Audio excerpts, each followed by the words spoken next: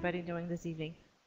So the purpose of this webinar is to get you familiar with the use of matrices. During this webinar, we will help you determine what is a matrix. We'll help you to identify variables in a matrix, how to read a matrix, how to identify pairs of variables, and how to determine strength and objections within a matrix. So basically what a matrix is a group of rows and columns with our columns going from left to right and our rows going up and down. So what a matrix looks like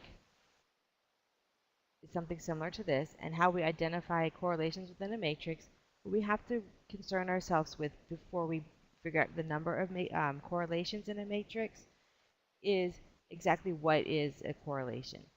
So a perfect correlation, when we look at two variables, in this case we're looking at names, we have Joe and Joe. The two of them make a perfect correlation. That means that they're identical to each other. Here goes Sam, and here's Sam here as well. Again, that's another perfect correlation. And Tori is a perfect correlation. So you can't count pairs of the same when you're counting total numbers of matrices. Now, when you get an assignment or you get a matrix, it's going to look something similar like this. A lot of numbers, a lot of like, oh my, what am I going to do with this? That's the purpose of this webinar, is to show you exactly how to read this. First of all, what we just spoke about was a perfect correlation. So here we're going to identify our perfect correlations. Anything that is 1 is a perfect correlation. So I've highlighted here. You can see all the number 1s are highlighted diagonally from left to the bottom corner down here on the right. Those are your perfect correlations. When we divide this in half, what we get are 2 pairs. This top half here is exactly the same as this bottom half down here. So this is what is called a mirror image. So the mirror image is that Sam and Joe is 0.5 here, Joe and Sam is 0.5 here. We have the same exact number. So no matter what we do or how we read it, it's all the same. If we look at KT, we come over here to Leah, it's 0.68. And if we look at Leah and come down here to KT, it's 0.68.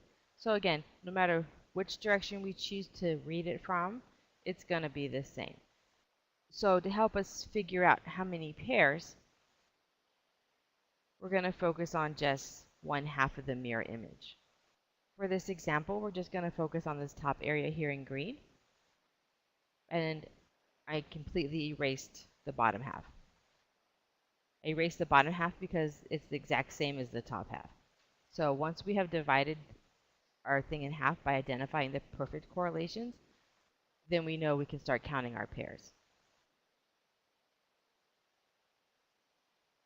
So how many pairs do we have in this example? We just simply count the number of boxes that we have. And if we count all of these boxes here that I'm pointing to, it shows that we have 21 pairs. So like we said in the previous slide, we said that Sam and Joe were the same, or Joe and Sam, it's still 0.5. We don't count those things twice. So far, just hellos in the chat, Heather. So I think we're okay. I saw Victor was typing something. Oh, yeah, where do you use the matrix and why? So we're going to get to that part in just a minute, Victor. So one thing about matrices is helping determine strength and direction. When you plot a matrix, the direction will tell you whether you have a negative or you have a positive skew. In this case, a good rule of thumb and a good way to help remember whether you have a positive or negative is to look at your feet. Everything to the left on your left foot is a negative, and everything to the right is a positive. This comes into play when you're trying to determine strength and direction. So how do we determine the strength and the direction? We have a positive and a negative symbol with our numbers. These symbols give you the direction of the relationship. Either the relationship can be either positive or can be negative. We talked about Pearson's correlation, which is based off the value of 1. So when you look at Pearson's correlation and you're looking to determine whether you have a negative or a positive or a weak or a strong, correlation, we base that off the coefficient of 1 and 0. If a number is close to 1, you have a strong relationship. If the number is close to 0, we have a weak relationship. If the number is equal to 0, there's no relationship whatsoever. So this is a little interactive here. When we're going to be looking at a comparison of friendship value. So how strong is your friendship? When we look at the friendship value between Leah and Joe, it doesn't matter whether I go this direction, whether I go up and down, or I go left to right. Leah and Joe has a relationship of minus 0.26. So from what we've discussed or what I've mentioned at this moment, is this going to be a positive or a negative relationship? Okay, Maria's saying it's positive. Actually, this symbol right here, this negative right here, tells us that it's a negative relationship. So then we ask, is this strong or is this weak? So to determine if this is strong or this is weak, remember we said the closer it is to 1, the stronger the relationship, and the closer it is to 0, the weaker the relationship. So Abina, that's correct. This is a weak relationship. So when asked, we would document this as saying this is a negative, weak relationship. Okay. So moving on, we're going to look at a relationship between Daniel and Mia. And again, we have Daniel and Mia, and it's 0.79. So based on what we've talked about, would this be a positive or a negative relationship? Right, you guys are right. This is a positive relationship. Right, Obina, this is also a strong positive relationship. So really matrices aren't as scary as they're made out to be. If we just take away from this that we're only looking at half of the table and not the whole table, it is not as overwhelming as if we look at the whole thing and like see a whole bunch of different numbers. Seeing a whole bunch of different numbers makes us go, oh my, what am I going to do with this? So if we were to change this just a little bit and we put it into our everyday practice, and this goes back to what Victor says, where is this used? When is this used? As a nurse, we would look at this and we would say, I'm going to assess risk of falls. And I'm going to come up with my variables. Patients with health history of falls, patient on multiple meds, patient with multiple lines, patient with multiple diagnoses, or with decreased ADLs. How do these correlate with each other? Okay. So putting this into practice, we say, if I have a patient with a previous history of falls and they're on multiple medications, well, it gives me a correlation value of 0.25. So we're looking here at 0.25. Is there a positive or a negative correlation between falls and multiple medications? Right, it's Abina says, and Root says it's a positive weak correlation. This would not be a negative one because a negative one would have this little negative sign in front of it. Okay, so this is a positive negative, positive weak correlation. We could do the same thing with patient with multiple lines and a patient with decreased ADLs or activities of daily living.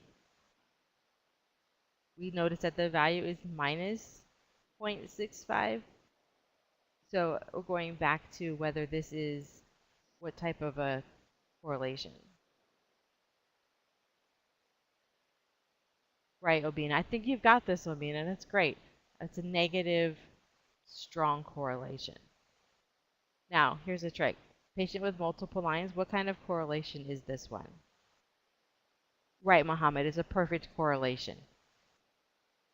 So notice that we have a perfect correlation between each variable and itself.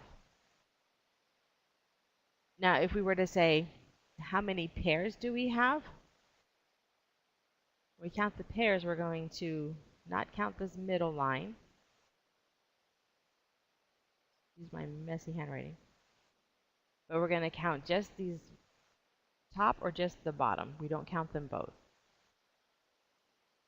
So yeah, we have 1, 2, 3, 4, 5, 6, 7, 8, 9, 10. Yes, we have 10 pairs. And if we count, even if we just count the bottom, we still have 10 pairs. Okay, so when we count looking for pairs of correlations, we want to find our perfect correlations first. And if you have a marker or you have a highlighter or even just a pen like I did here, you just cross them off. Draw a line right down the middle from the left upper corner to the right upper corner. Okay? That gives us a mirror image. So whatever's on this top half is the same as what's on this bottom half. We can then take a Sharpie or a pencil or whatever we would like to use and just cross off the bottom half. Or the top half. It's your preference. It really doesn't matter. Okay? When we do that, we're left with just the mirror image. And then we're going to count off each of these boxes that we didn't put a line through. So when we do that, we count 10 boxes. That gives us 10 pairs. Does that make sense to you? Okay, you're welcome. The relevance of the number of pairs, it shows a relationship. And sometimes people just want to know how many pairs of variables did you compare in your study. At this point, Victor's asking, is this regarding many patients with diverse issues or one patient with multiple issues? This would typically could go either way, but for the purpose of this presentation, is looking at multiple patients. Okay, moving to the next slide here. We're looking at comparing medication interactions, and this puts it a little bit more into nursing practice. Remember way back in the day, I don't know how, I've only been a nurse now for a little over 10 years, but when I first started nursing, we didn't have things like Hippocrates or drug libraries where you could just go online and look for drug interactions. We had these humongous drug charts where you had to find one drug and scroll over to the other drug to see if there was an interaction there. And they were very scary because if you read the wrong line, you could have a reaction and not mean to, even though you did the right thing. So what we used to look at was actually a matrix. It was list every drug there was with every possible reaction. And you'd have a whole wall of these drugs, this chart just up on the wall. And you'd pray nobody was looking because you were, like, oh, maybe they're going to think I don't know what I'm doing. But that was far from the truth. So nowadays we have this nice little thing. We just go online and we plug in our drugs and it says, oh, there's an interaction, or oh no, there's not an interaction. So what we're looking at here is how we put this into practice comparing medications. So from what we have discussed thus far,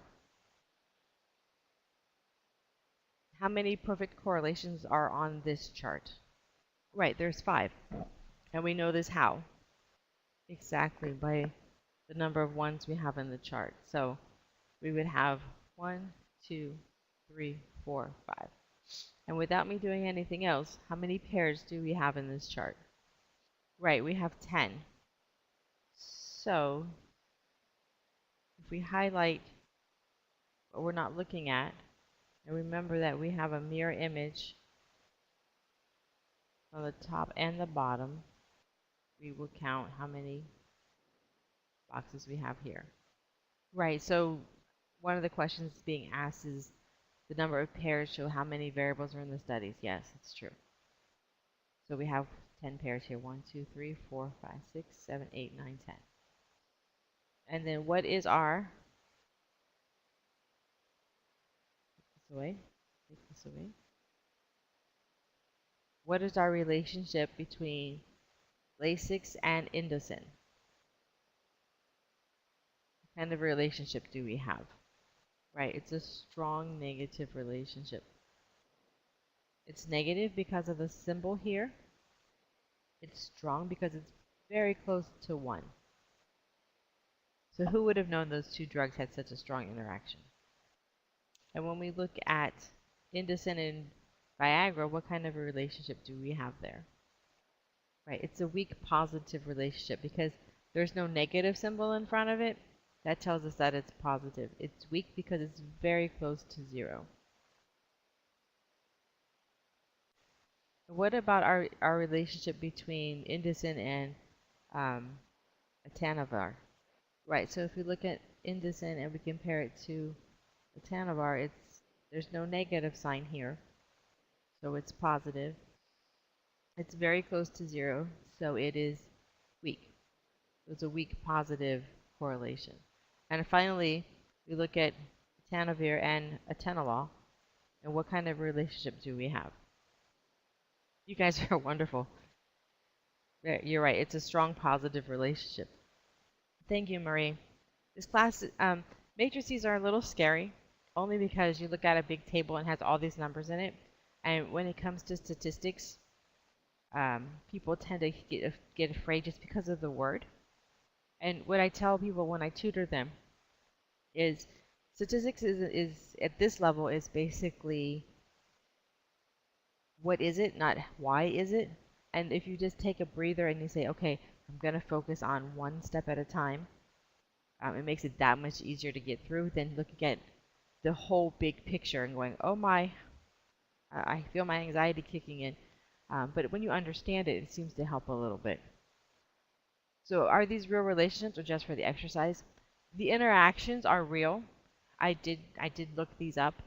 I did go and, I used Hippocrates to compare whether there was one reaction or two reactions or multiple reactions per medication. And the numbers may be a little bit off, but the reality of the reaction is actually true. So when you look at atenolol and Viagra, for instance, those two medications you never want to mix. Any kind of blood pressure medication or cardiac meds and Viagra, that can be very life-threatening. So those two have definitely a very strong positive correlation, and you really don't want to mix those. Again, the same can be said for Viagra and Indocin. There was zero relationship with those two, so that's why this is a positive weak um, correlation. If he's taking multiple other meds with Indocin and Viagra, then there's a very weak reaction there. Oh, so how do you build a matrix? Okay. Victor's asking, how do you build a matrix? Matrices are built using any kind of table software. You can build them in Excel. You can use the tool in Microsoft Word where when you go to the top it says table, and you can insert your own table and then put your own information. That's how I built this one. Was I just used the table feature that's in Word, and then I came up with what am I going to talk about and in relation to nursing, and I just picked medications, and then I had picked our other topic with falls and multiple meds and things like that because I'm an ICU nurse, so that's what I concern myself a lot with, and that's what I chose to make my tables off of. Deanna says, maybe a question, not always assume that a negative relationship means a negative desired outcome. You're right. So Deanna says we cannot always assume that a negative relationship means a negative desired outcome, or we need to read the study to determine the factor of the relationships. Sometimes you want a negative outcome, sometimes you want a positive outcome. So if you think about this in real world context, if you have a drug-to-drug interaction, a negative outcome could be the demise of somebody. The positive outcome could be that the medications reacted and caused a benefit. So the history of Viagra was that it was designed for a cardiac drug, and a positive side effect was that it became an ED drug. So that's just one example of why something negative could be something positive.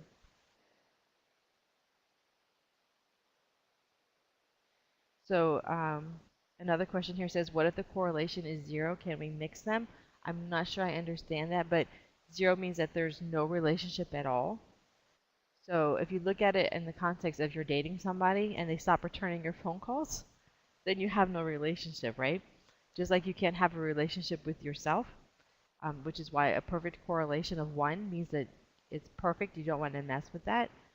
Uh, it's just the way that the stats are written is 0 is no relationship and 1 is a perfect correlation. Could be, Deanne. If the value is 0, there's no drug reaction to worry about. Right. So let's go back to assessing the risk of falls, and then if you change all your questions around, um, if the value is 0, there's no interaction for anything. So it doesn't matter whether you're looking at drugs, or you're looking at falls, or you're looking at rate of infection. If there's no interaction and there's no relationship, then there's nothing to worry about. So basically, I was waiting for Victor to finish typing, but basically, the point of a matrix is to help determine whether there is a relationship between two variables. Absolutely. Victor's asking, can one combine drug and mood as variables? Yeah, you can combine any two variables that you want to look and study. So, like I was saying, the point of a matrix is to compare two variables and to see the relationship between the two variables. When you pull your scientific data and you start running your studies, you're going to want to say, hey, is there a relationship between these two things? Is one causing the other, or does one have no effect on the other? You may want to create a matrix like similar to this. I think you're asking about p-values, Peter. And